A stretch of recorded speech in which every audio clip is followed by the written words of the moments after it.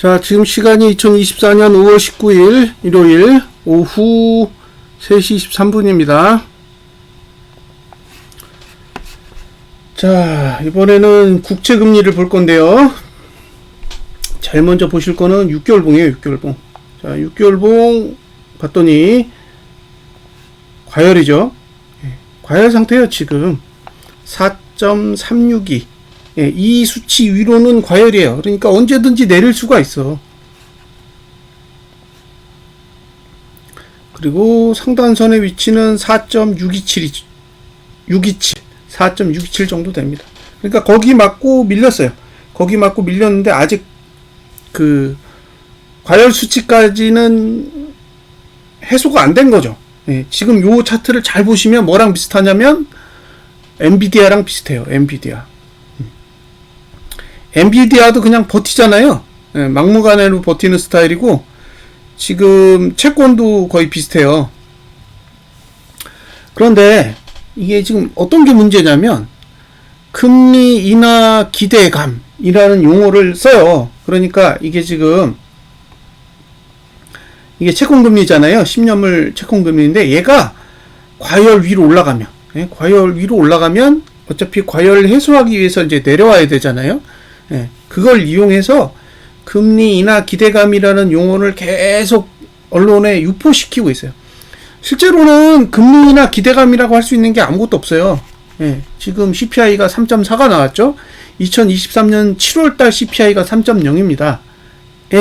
그러니까 2023년 7월달에 3.0이 나왔을 때도 뭐 금리 인하 얘기가 그렇게 막 심하지 않았단 말이에요.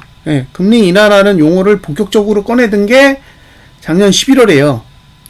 근데 작년 11월부터 5월까지 CPI가 3번 올랐고 3번 내렸어요. 그러니까 금리 인하 기대감을 가지려면 차라리 CPI가 계속 내리든가 아니면 3.0 언더로 아예 고꾸라지든가 해야 되는데 그런 게 없다라는 거죠. 그런데 왜 계속 금리 인하 기대감이라는 걸 계속 시장에 이렇게 내던지느냐? 이거 채권금리를 이걸 낮춰야 돼요. 이걸 낮춰야 되기 때문에 계속 언론 플레이를 하는 거죠. CPI가 낮기 때문이 아니라 채권금리를 낮춰야 되니까 이 난리를 치고 있다라는 거예요. 자, 여기서 이제 참고하셔야 될 게 뭐가 있냐면 이걸 일목으로 보면 이게 지금 요게 지금 작년 종가잖아요. 작년 종가가 얼마였냐면 3.8 정도 됐어요. 근데 왜 이렇게 했냐? 그죠? 왜 이렇게 했냐가 중요하잖아요. 근데 왜 이렇게 했겠어요? 요거 기준선 26 넘어가면 발작이 일어나니까. 근데 이게 보시면요. 올해 말까지는 여길 가야 돼요. 여기 4.065 여길 가야 되고 그 다음에 이제 내년 6월이 되면 어디까지 빼야 되냐면 여기까지 빼야 돼요. 여기까지 빼야 된다고. 3.4까지 빼야 됩니다. 그 얘기는 무슨 얘기예요? 실제로 금리 인하를 해야 된다고. 실제로 금리 인하를 해야지만 저기까지 채권금리가 빠질 수 있잖아요. 그러니까 금리 인하를 못하면 발작이 일어날 수밖에 없는 환경이라는 거예요. 왜냐하면 기준점이 낮아지기 때문에. 지금은 기준점이 높기 때문에 어쨌든 강제로 뭐 금리 인하 기대감이든 쇼를 해가지고 강제적으로 낮출 수 있단 말이에요. 강제적으로 채권금리를 끌어내릴 수가 있다고. 있지도 않은 기대감 같은 거 계속 만들어가지고 언론 플레이 하면서 연준에서 계속 지원사격 해가지고 관리를 할 수 있단 말이에요. 근데 문제는 내년에는 3.4대까지 빼야 된다고. 3.4대까지 빼야 된다는 얘기예요. 그럼 3.4까지 빼려면 금리 인하를 해야 될 거 아니에요. 근데 금리 인하를 하려면 인플레가 잡혀야 되죠. 인플레가 잡히지 않고 어떻게 금리 인하를 해요. 그러니까 인플레이션이 잡힐 때까지 계속 언론 플레이를 하는 거예요. 그 전까지는 할 수 있는 게 없어.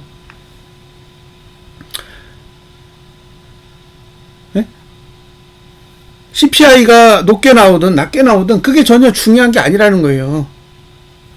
원하는 게 뭐예요? 예, 금리 인하를 하고 싶은 거잖아. 그죠? 결과적으로 금리 인하를 하지 않으면 이건 난리 나는 차트란 말이에요. 금리 인하를 해야 돼. 예, 올해 못 하더라도 내년에 해야 된단 말이에요. 근데 금리 인하를 하려면 CPI가 낮아져야 되잖아요. 예. 근데 지금 미국 증시 오르는 거 보세요. 다우는 4만에, 예, 나스닥 100은 18,000입니다. 경기가 좋다는 얘기잖아요. 예? 경기가 좋으니까 증시가 좋은 거지. 경기가 나쁜데 증시가 좋겠어요?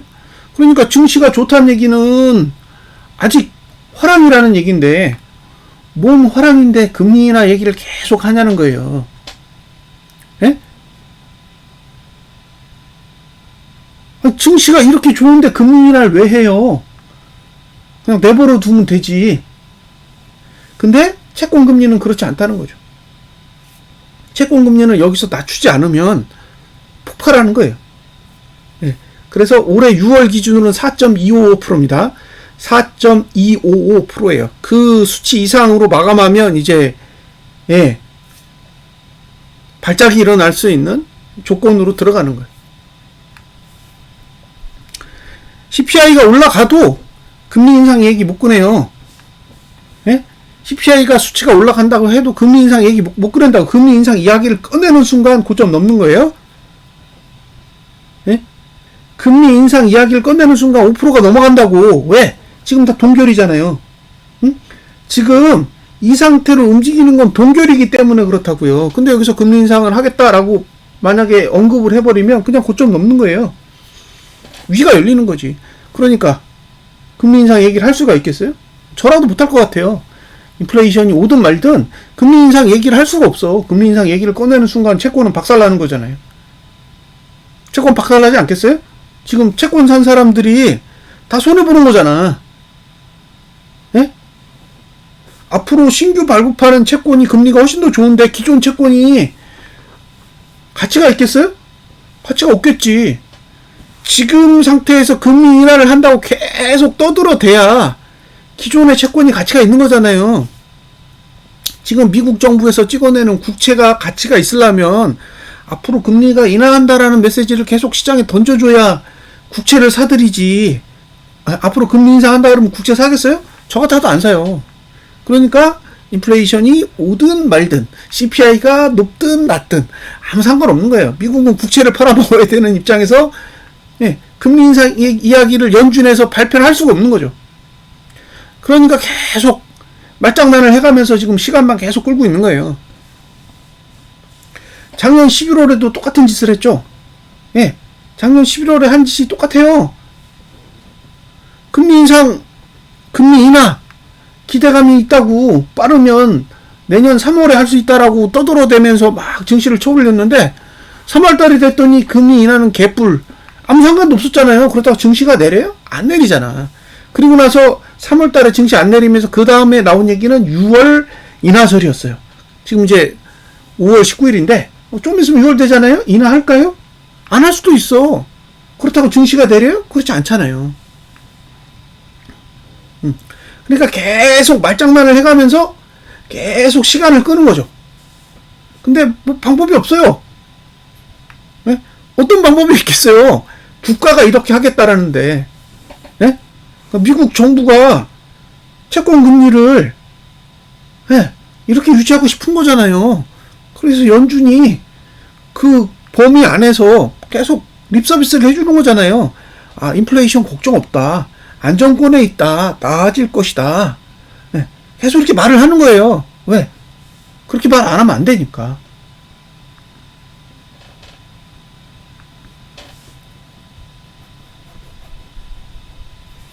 금리 올린다는 얘기를 하면 어떤 일이 벌어질까요? 아마 볼만한 일이 터질 수도 있습니다.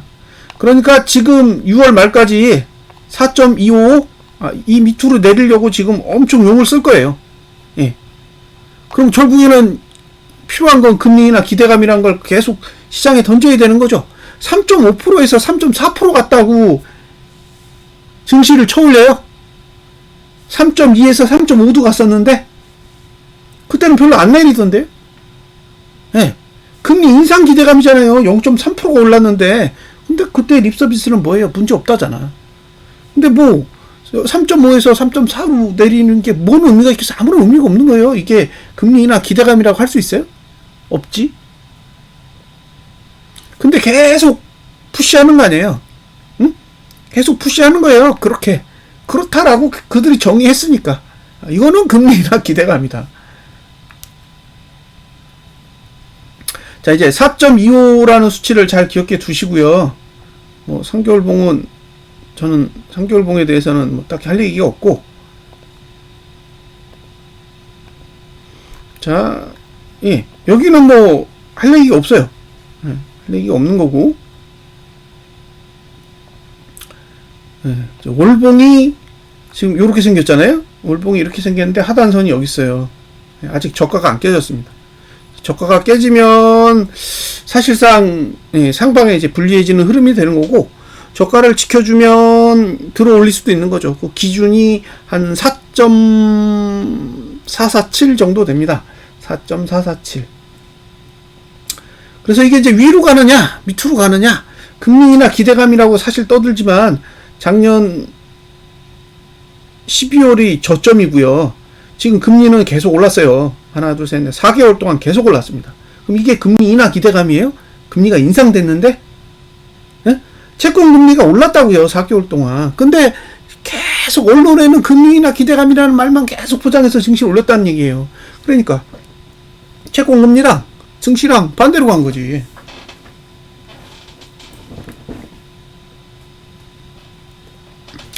자, 앞으로 이제 우리는 10거래일이 남았고 미국은 아마 휴장이 하루 있을 거예요. 휴장이 하루 있으니까 9거래일이 남았는데, 예, 이게 지금 되돌아가느냐, 양봉으로 되돌아가느냐, 아니면 저점을 깨느냐, 이제 그걸 잘 관찰해서 보세요. 자, 주봉은 뭐 이건 제 개인적인 입장은 이건 뭐 애매한 것 같아요. 그러니까 이건 주봉은 죽은 거예요. 네? 주봉 차트는 저는 죽었다고 봐요. 이거 보고 이거 상방이 유리해 이런 얘기는 못 하겠어요. 네, 죽었어요.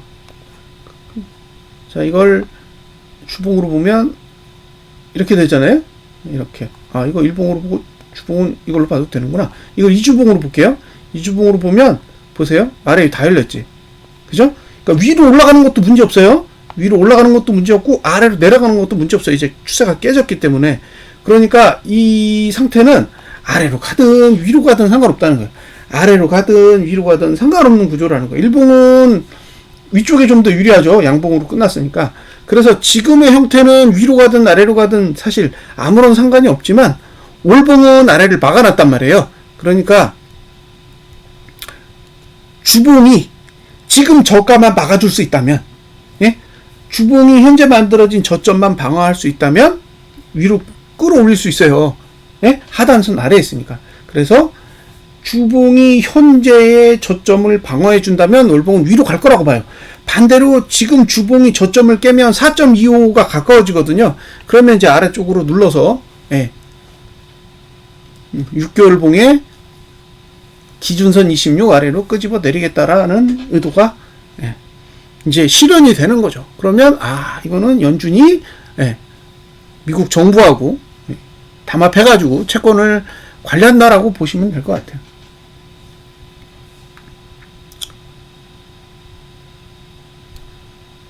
만약에 6월달 종가가 4.25% 아래에 있다 그러면은 뭐 이거는 그냥 조직적으로, 예, 관리했다라고 보시면 됩니다. 근데 반대로 만약 이제 4.25보다 높은 위치에서 마감을 하게 된다면, 예, 잘하면 이제 발작이 올 수도 있는 그런 환경 안으로 들어갔다고 보시면 돼요. 그 얘기는 인플레이션이 잡히지 않을 수도 있다라는 가정이 생기는 거죠. 그러니까 지금은 사실상 종가는 그 기준선 26보다 낮게 끝나고 있기 때문에 발작의 조건에 해당되지 않아요. 그 얘기는 인플레이션이 빵 하고 위로 튈 가능성이 낮다는 거죠. 네. 왜냐하면 채권 금리가 발작할 이유가 없다라는 거는 인플레이션이 갑자기 상승하는 일도 크게 기대하기 어렵다라고 볼 수 있다는 거죠. 근데 만약에 채권 금리가 튈 수 있는 그런 환경 안으로 들어가게 된다면 어쩌면 이제 인플레이션도 그에 따라 선행적으로 상승할 수 있는 그런 상황이 발생할 수도 있어요. 그래서 6월달 종가입니다. 6월달 종가가 4.255%보다 높으냐 낮으냐 이제 그걸 보시면 되고, 이번 달에 만약에 종가가 상승한다. 이번 달에 만약에 월봉의 종가가 상승한다면 저는 발작의 조건을 만족할 거라고 봐요. 왜냐하면 올라갔다가 이제 다시 빼는 것도 쉽지 않을 거란 말이에요. 만약에 이번 달에 양봉을 내면 월봉은 완전히 상승 추세를 지속적으로 유지하는 모양새가 되기 때문에 만약에 이번 달에 4.6%대 이상으로 올라가 준다면 저는 충분히 발작할 수 있는 일이 올해 안에 발생할 수도 있다고 봐요. 그 얘기는 인플레이션은 안 잡힐 거라고 보는 거고, 그러면 인플레이션이 안 잡히기 때문에 금리 인하를 못 할 거잖아요. 결국 이제 금리 인하를 못 한다는 얘기는 문제가 생긴다라는 의미를 가지고 있는 거죠. 그래서 그 기준이 4.255%고요. 그 다음에 그 시간은 6월 말 기준입니다. 그 전에 힌트를 얻으시려면 이제 월봉이 양봉으로 마감하느냐, 음봉으로 마감하느냐, 이제 그 부분을 관심 있게 보셨으면 좋겠습니다. 양봉으로 마감한다 그러면 이제 내려야 되는 폭도 커지고, 그 다음에 시간도 줄어드는 거잖아요. 지금은 한 달 반 정도의 시간이 있는 건데 어쨌든 이번 달에 끝나면 한 달밖에 안 남는 거라, 올라간 다음에 이제 버티기만 하면 발작할 수 있는 조건에 들어가는 거니까 이제 월말까지 그 부분을 좀 잘 관찰해서 보셨으면 좋겠습니다. 금리나 기대감이라는 용어가 나올 때마다 진짜 무섭다라는 생각이 들어요. 왜냐? 아무런 근거가 없어서 그래요. 작년 11월 달에도 아무런 근거가 없었고 지금도 아무런 근거가 없어요. 금리나 기대감이라는 걸 잘 생각을 해보시라는 거예요. 이란이랑 이스라엘이랑 서로 뭐 죽이니 살리니 할 때는 금리나 기대감이 없어져요. 그쵸? CPI 발표하는 날, 지난달에 CPI 발표할 때는 금리나 기대감 얘기 없었잖아요. 근데 딱 0.1% 낮아지는 순간부터는 엄청 설레발을 치는 거지. 그 전날 PPI 발표할 때는 또 그런 얘기 없잖아요. 그러니까 이게 그냥 틈만 보이면 들이미는 거예요. 왜? 그렇게 해야 채권 금리를 관리할 수 있을 테니까. 그리고 연준이 계속 지원 사격해 주는 거잖아요. CPI 결과가 안 좋아도 걱정하지 마라. 잘 될 거다. 인플레이션 잡힐 거다. 이런 식으로 계속 언론 플레이를 하면서 이제 금리 인상에 대한 그 위험을 계속 낮춰주고 있는 거니까. 금리 인하는 못 하더라도 금리 인상은 계속 막아주고 있는 거잖아요. 근데 이제 립 서비스 단계에서 실제로 데이터가 완전히 하락 쪽에 유리하게 이제 변경이 되느냐, 그러니까 3.0 아래로 내려가야 되잖아요. 인플레이션이 감소했다라는 걸 명확하게 확인하려면 3.0 아래로 내려가야 되니까 3.0 아래로 내려가는 상황이 이제 실제로 벌어질 거냐, 아니면 계속 립 서비스만 있고 실제로 인플레이션이 하락하는 일이 발생하지 않으면 이제 결과적으로 4.255% 아래로 내려가느냐 마느냐, 이제 이 부분이 핵심적으로 작용하게 되겠죠. 자, 여기까지가 이제 제가 생각하는 그런 내용이고요. 결국에 이제 주봉이 저가를 지키면 4.25로 못 가는 거고, 주봉이 저가를 깨면 4.25로 가고자 하는 의도가 담겼다라고 봐야죠. 자, 이제 월봉이 하단선을 지키고 양봉으로 돌리면 2달간 상승 추세가 유지되기 때문에 제가 봤을 때는 6월 말까지 하락하기 쉽지 않을 거예요. 그래서 이제 이번 달 남은 거래일 동안 주봉의 흐름 잘 보시고 월봉이 하단선을 방어하는지 아니면 밀리는지 이제 그 부분도 관심 있게 보셨으면 좋겠습니다. 자, 여기까지 분석 마치겠습니다. 감사합니다.